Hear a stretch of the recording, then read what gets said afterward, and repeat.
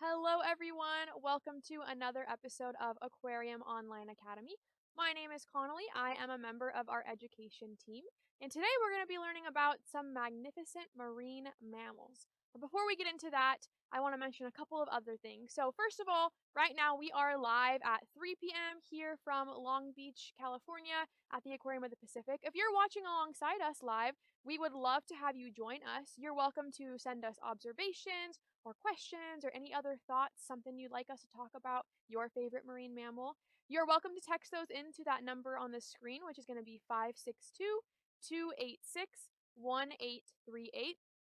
If you are watching this after the fact and you still have some thoughts you'd love to share with us, we're always happy to hear those too. But we ask that you use that bottom email, and you can shoot us an email at live@lbaop.org, and someone will get back to you to answer your questions or say thanks for sharing your thoughts with us. Now, I am not alone in the studio. I am joined by my friends Karina and Lourdes, who are controlling all of this beautiful magic you see behind me, as well as Tina. So we've got a lot of us hanging out here, happy to check in on those questions or hear your comments or thoughts and learn about some marine mammals together. So, I want us to start by practicing kind of some of our scientific skills. During our program today, we're going to be mammalogists, which are scientists that learn about mammals. And I want us to start by making some observations. So, what that means is we're just looking at stuff and noticing things. So, maybe let's start with a picture of a marine mammal. Maybe a picture of like two of them next to each other so we can kind of look at some animals there. And let's see what we have here. Ooh, all right. Thank you, Karina. We have two marine mammals in this picture. These are both marine mammals that you can find here at the aquarium. The one that we have let's see, is that the right or the left? The left. Thank you very much. It's mirrored for me, so I appreciate the left. The one on the left. The one on the right is the sea lion. Thank you. We're having difficulties. The one on the right is our California sea lion, and the one on the left is our harbor seal. So, two examples of some marine mammals. Now, the word marine just means ocean, right? So, we're looking at animals that are still mammals, but they're living in the ocean. So, they might look a little different from some other mammals we're used to seeing. Maybe if you have a pet at home, like a cat or a dog, right? Those are mammals. Ourselves as humans, we're mammals too. Did you know that? We're also an animal. We're mammals. But let's look at these great examples of marine mammals, our seal and our sea lion. Can we practice those observation skills and maybe let's notice some things we see on these animals? Take a few seconds, maybe tell someone that's in the room with you. You could just think it in your head. But let's make some observations about these marine mammals. What are we noticing?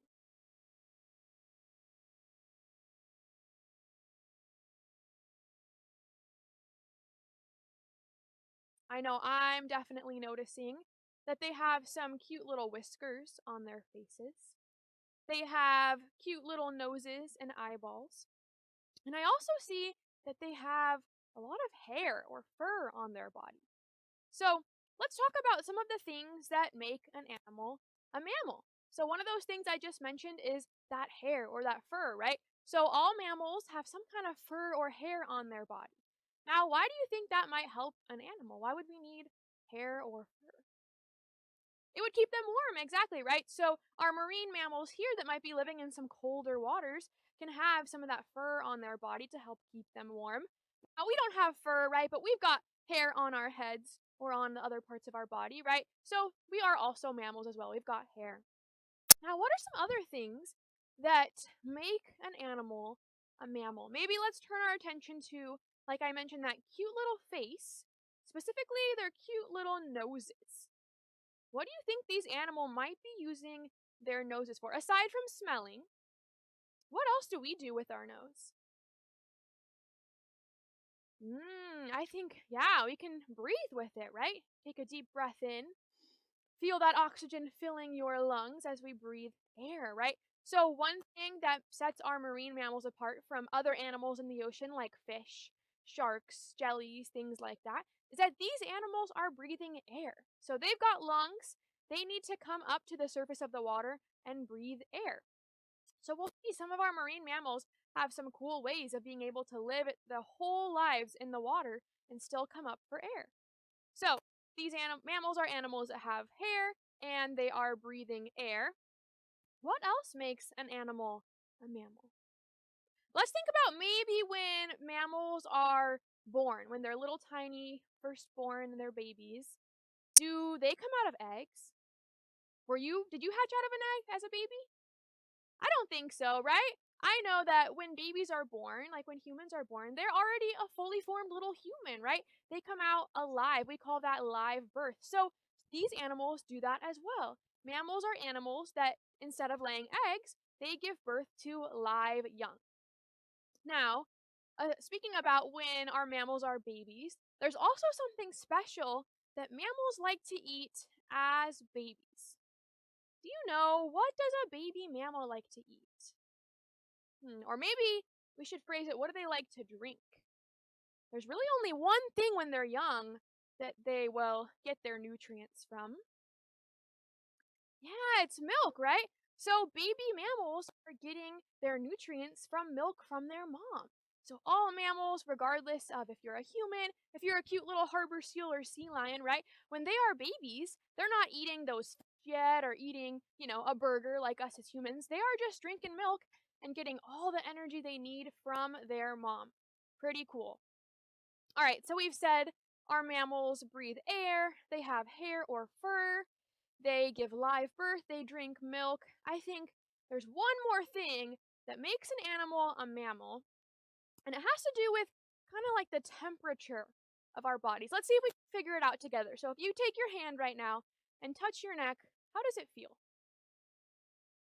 Right, it should feel nice and warm, right? Hopefully at home you're feeling nice and warm. That means you're healthy, you're doing good. So mammals are what we call warm-blooded, right? Or endothermic, which means that our body keeps itself at a constant temperature, right? About 98.7 degrees, somewhere in there. So when you touch your neck, it should always feel warm. Our body is always keeping itself warm. Unlike an animal like a reptile, right? Like a snake or a turtle, those animals, if they want to warm up, they have to go lay out in the sun and absorb the heat from an outside source. But for us as mammals, our body does it on its own. It's pretty cool. We stay nice and warm just from what we have going on with our metabolism inside of our body.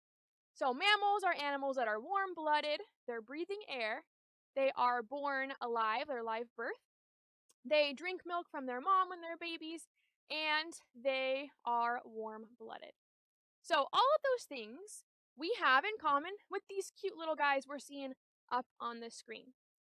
Now, let's look at our harbor seal and our sea lion a little more closely. They look pretty similar, and they're both a kind of mammal we call pinnipeds, but they have some slight differences. Do you think you can spot a way that we can tell our seals from our sea lions? Let's see, take a second, look really closely. If you were out walking along the beach and you saw one of these cute little animals swimming in the water, how could you tell if it was a seal or a sea lion? Because these are different animals. Ooh, I think the first thing I noticed that was pretty obvious to me was the color, right? So our sea lion right here is that nice dark brown color, almost like a nice chocolatey color. Whereas our harbor seal over here is kind of multiple colors, right? It's kind of black and white. It's kind of spotted like that. We like to say here at the aquarium, they're cookies and cream colored, right? So they have that different coloration. Now there's one other way that we can tell. It's a little harder to tell from far away, but when we have a nice close-up picture like this, we can see pretty well. I want you to look at the ears of these animals. Now, on our California sea lion, we can see some cute little ear flaps right here on the side of their head. Check them out, right? They've got some little external ears, some ears on the outside of their head. But look at our seal. Do you see any little ear flaps or things on the outside for our seal's ear? No, we don't, right? They don't have external ear flaps. They do. You can see the opening for their ear right there, but they don't have that ear flap. So that's another way we can tell our sea lions from our seals. But these are two great examples of some local marine mammals that we have here in Southern California. And they're super cool to check out if you're at the beach. You can see them swimming around, check them out from afar. They're pretty cool. Here's a video we've got of, now let's see, let's do a test. I was almost going to give it away, but let's check our knowledge. Is this A group of seals or sea lions? Let's remember, how could we tell the difference? One of the ways was the color, and the other was the ears. So let's think about, what color are we seeing on these animals? Do you see more of a brown chocolatey? Or do you see more of a black and white spotted cookies and cream? What do you think? Yeah, I'm definitely seeing that brown chocolatey color, right? Now, we can also look, as some of them are swimming by, on the sides of their head. Are you seeing some ears, or are we not seeing some ears? Ooh, there's one coming up right now over there. I saw that we have some ears on the outside of this animal, so that's telling me that these are indeed our California sea lions swimming around here in our kelp forest, which is one of our local ocean habitats. All right, so we've met some of our pinniped friends. Let's see if maybe we can meet a marine mammal that lives kind of far out in the ocean. Maybe it's kind of a lot bigger in size. It might spend most of its time, or all of its time, under the ocean. I wonder, can you think of an animal that fits that description? Oh, here is an example of one of these. Is a whale. And this is a kind of whale that we call a baleen whale. Now, there are two kinds of whales, and it has to do with what's inside of their mouth. So I mentioned that this one is called a baleen whale, and what that means is that instead of having teeth in their mouth like us that are kind of sharp and pointy, they have these plates. Do you notice kind of how weird those look in their mouth? They look super, super different, right? So the way that these whales are very different than the way that other animals use their teeth. So our baleen whales are taking a huge gulp of water, right? Imagine this is my mouth, I'm a baleen whale, a huge gulp of water, and they're trapping a ton of little maybe fish or invertebrates, krill, things like that inside their mouth. And then they take their really, really big tongue and they push all that water back out their mouth. But because they have the baleen, it almost works like a pasta strainer. So the baleen is going to catch all of those little critters, all that food on the inside, but it will allow the water to pass through. And that way, the whales can catch all of that little food that they want to eat, and they'll take that big tongue once again and kind of scrape off all that food and swallow it. So they're using that baleen kind of like to strain their food, right? They're catching it that way, and they're not actually taking bites or grabbing their food out of the water. They're just getting a big gulp of water, and whatever's in it is what they're able to eat. We have here a picture of a humpback whale. We can see its beautiful teeth there, its baleen. I wonder if we can see maybe what a humpback whale might do when maybe it's like excited or happy, or we think it seems like that. And they kind of do a cool behavior that we can sometimes observe, especially if we go on a whale watches. Oh my gosh, check this out. This is a humpback whale breaching. So when a whale jumps out of the water like this, we say that it's breaching. And our humpback whales are super cool. They're one of my favorites because they are super dramatic. They will launch themselves out of the water super, super high, just like this whale is doing here. You can see their whole belly, their cute little flippers, right? And you can see their whole body come out of the water, and they'll make a really, really big splash. And this is a really special treat because think about where these whales usually are. Unlike the seals and sea lions that are coming out of the water and hanging out on land or on buoys, maybe you've seen them, right? Hanging out on buoys or docks or things like that. Because our seals and sea lions, they can come out of the water and hang out on the beach, right? But our whales don't do that. They're spending their whole lives in the water. So we don't usually get to see them out of the water like this, observing their body, seeing those flippers, their mouth. So the breaching behavior is really cool to witness. If you've ever seen it, I'm very jealous of you. All right, so we talked about how mammals need to breathe air and how whales spend their whole lives in the water. So how can both of those things be true? How can whales need to breathe air, but they live their whole life in the water? How can that be possible? What do you think? Do you have any guesses? How can an animal that needs to breathe air live its whole life in the water and not come out on land like our seals and sea lions? But let's think about when we're swimming, okay? If you've ever been swimming, right, you're in the pool, you're face down like this. If you want to breathe, what do you have to do? Yeah, you kind of have to turn your head, right, to come up for air like that. But our whales have a really cool adaptation. That means something on their body that allows them to survive, where their nose is kind of in a different place. I wonder if we can check out maybe a picture or a video that might show us of what a whale's nose might look like. Oh, we're seeing their tails here. This is called their flukes. So when they dive down like that, we can see those cool flukes. Oh, wow, check that out. So I saw a big spray of water coming out of what seemed to be the top of the whale. It seemed like if I was a whale, it almost seemed like from right up here the water was coming out. What do you think that was? Yeah, it's their nose, right? So basically, our whales have a specialized thing where their nose, instead of being on their face this way, like us swimming, it's on kind of like the top of their head. We call it their blowhole. And that allows them to. Oh, here's a great picture of a blowhole of a gray whale. Thank you. That allows them to really easily come up for air, right?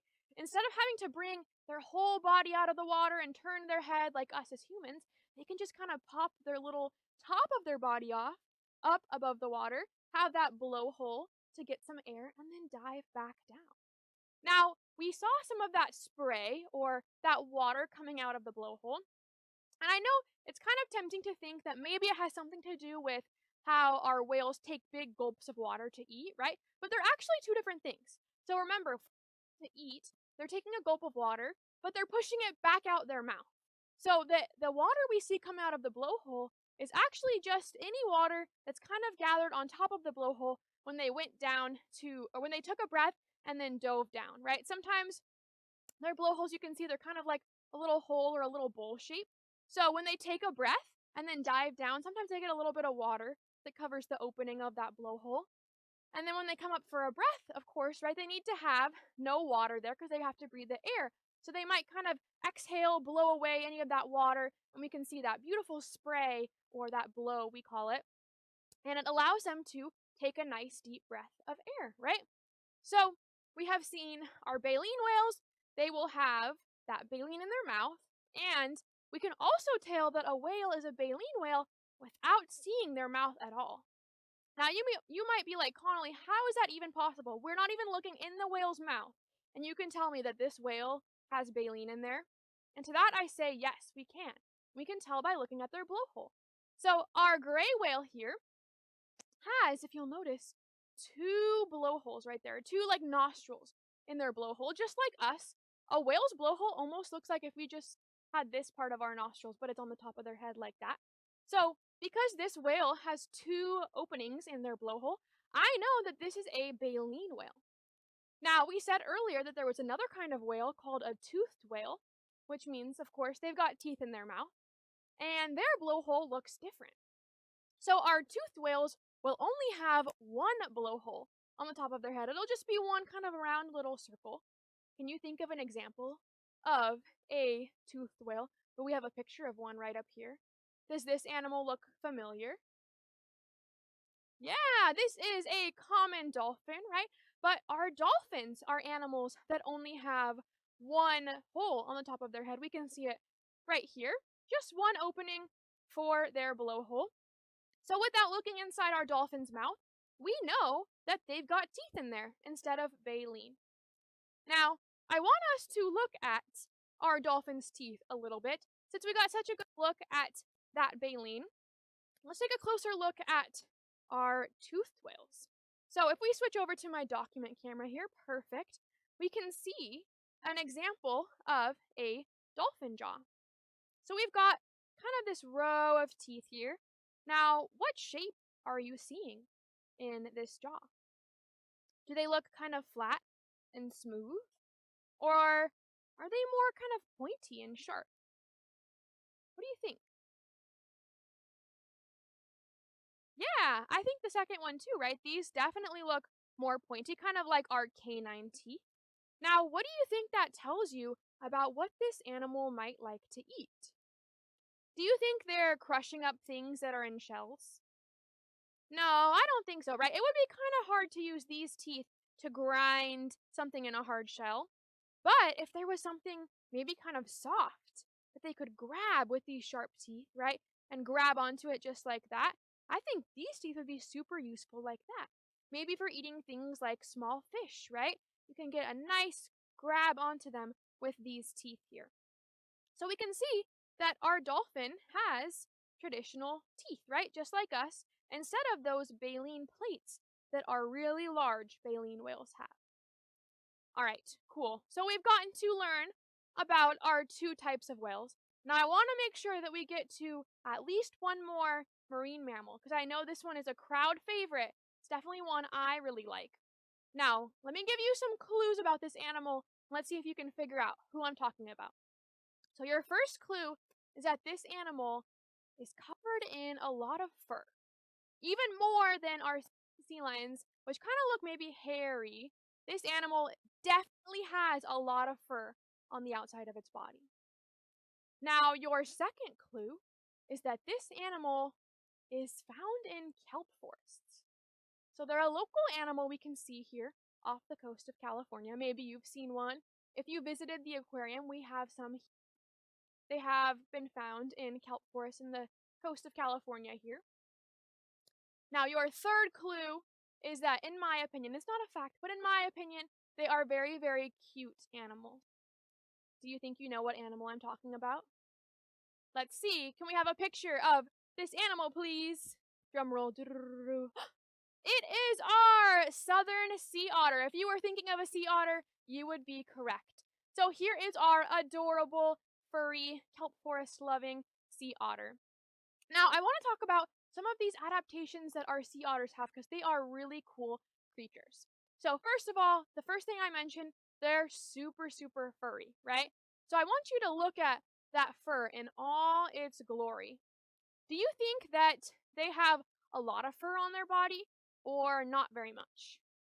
Like, if we think back to our seals and sea lions, do you think the otter has more fur, more hair on their body, or less? Yeah, I think they have more, right? This fur on the sea otter looks super, super thick. It looks like a nice warm layer to keep our otter super, super cozy. I definitely think that would keep them nice and warm, right? Super, super thick fur. In fact, otters have the densest or the most fur on their body of any animal. So they are super, super warm in there with that nice thick fur. Now, another adaptation that our otters have is oh, check it out. I was just going to talk about how they like to eat. Let's see, what do you see our otters doing? How are they eating? Oh, look at those cute paws. Are you kidding me? Those are adorable. So they're using their paws, right? Those front paws they can use to hold things. They are using their mouth and their teeth to kind of get into whatever they're eating. Ooh, we're getting a nice close up of the fur as well. Check out how thick it is. You can't even see their skin under there, right? Because it's basically like a nice waterproof coat they've got on to keep them nice and warm. Oh, I definitely see some sharp teeth in there that's helping our otter to pull that shrimp out of its shell. Now, our sea otters do something pretty cool that we also do as humans, and it's actually kind of rare for animals to do, and that is using tools. Now, think about when you eat food, what do you use to eat it? You probably use maybe like a knife and a fork, right? Or chopsticks or a spoon, some kind of utensil, right? That helps you to kind of get the food from your plate into your mouth, right? Well, our sea otters can do a similar thing. Oh, this was so cute. Look at this sea otter eating a crab. So, our sea otters will use tools as well, but instead of having, a utensil, because obviously they're not finding those out in a kelp forest, they are going to use a tool like a rock. And our sea otters will find a rock that is like their favorite rock that they want to use. It's the best rock ever for cracking open a crab or a shrimp or something like that. And they'll hold on to it. Now, how can our sea otters hold on to a tool? Because they're not like us, right? They're not wearing clothes where they can put it in a pocket like this or a backpack that we can keep something in. But our sea otters actually kind of have built in pockets in their body. So if we look at a sea otter, I'm going to show this giant plushie here to use as a model. Right under their arms, kind of in their armpits, like right here. They have kind of like some loose skin, like some extra flap down there, and it creates a nice little pocket for them. So if a sea otter finds like a tool they want to hold on to or a snack or something they want to save for later, they can stick it right in their little otter pocket right there and hold onto it. That's pretty cool. Now, I want to talk about our otter's teeth. We got kind of a little glimpse in that video, but if we head over to my document camera, we can take a closer look at an otter skull and see what's going on over here. So, here is my model otter skull. We can see kind of that round shape of their head, and if we turn to look inside of their mouth, whoa, what do we see going on in here? So remember, with our dolphin teeth, we just saw a lot of these sharp teeth we call canines. But I'm noticing some other types of teeth in here in the otter's mouth. They definitely have some sharp teeth to help them still maybe grab their food, maybe even to crack open, right? Like we saw that video with the shrimp, they were kind of grabbing onto it with these. But I'm also noticing these flat teeth back here, like molars. And they can use those to really grind their food and eat things that might be in a hard shell. Do you think you have any idea what our otters might like to eat? We saw an example of the shrimp in that video, right? Where our otter was just getting a shrimp tossed onto its belly for it to keep eating. But they also like to eat things like clams. They also like to eat an animal called a sea urchin. I wonder if we have a picture of a sea urchin. Perfect. Here is a purple sea urchin. Now, if we look at that over here, that probably doesn't even look like an animal, right? It kind of looks like a rock. It's very, very, it does not seem like something you would want to bite into. And that's why our otters being able to use tools is so helpful for them, right? They can grab onto the urchin and kind of like smash it against something, or they can grab their rock, their favorite rock tool, to kind of crack it open and get to that delicious uni inside. If you've ever had uni, it's pretty good. I agree with otters. I like eating sea urchin. But that helps them to be able to eat what's inside, right? And then they also have those teeth to help them grind up anything that might be in a shell and get to that soft inside. Now, our sea otters are super, super important in our forest. We call them a keystone species because it means they're super, super important. And without them, the rest of the habitat is not as healthy. So, because our sea otters like to eat these sea urchins, when our sea otter population decreased, and that was because of their super, super warm fur, they were overhunted, right? So, there weren't so many sea otters out in our kelp forest. That meant that there wasn't really anyone eating the sea urchins. That meant the sea urchin population exploded. Tons of especially purple sea urchins all over our kelp forests. And you can see in this picture here, what is our sea urchin sitting right on top of? Yeah, some kelp, right? So our urchins like to eat that kelp. And without the otters keeping the urchins in check, it meant that the urchins could just go crazy eating all the kelp in those kelp forests and making it so that there wasn't really kelp left to create the forest for other animals to live in, to remove that carbon dioxide, right? Kelp is kind of like a plant, it takes in carbon dioxide and makes oxygen. So it's also really important, just like trees on land. Kelp does the same thing for us in the ocean. We're seeing a great video of it here. Look at how lush and beautiful those kelp forests can be. And imagine how if we have too many urchins, all of this disappears, right? We get what's called an urchin barren, and all of the kelp can disappear. So that's why it's really important that our otters are protected, and not only them, but all marine mammals. There's actually something called the Marine Mammal Protection Act, fortunately, which protects those animals out in their habitats so that they are able to keep our oceans super nice and healthy, make sure that everyone's existing happily. We've got healthy populations of all the creatures living in those ocean habitats. All right, so we have about 1 minute left in our program, but I want to just recap quickly some of those animals we got to see today. So we learned about what makes an animal a mammal, right? They've got warm blood, live birth, they drink milk when they're babies, they breathe air, and they have fur or hair on their body. We saw some examples like our California sea lion, our harbor seal, our whales like dolphins and baleen whales like humpbacks or gray whales. And then last but not least, we saw our super important local here, our southern sea otters.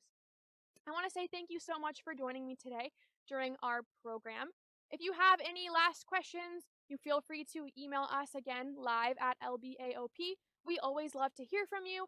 We're excited for you to join us, be scientists as well. We encourage you to get involved, make a difference, help keep our oceans nice and healthy. Other than that, thank you so much for joining me today. I hope you have a great rest of your day, everyone. Bye.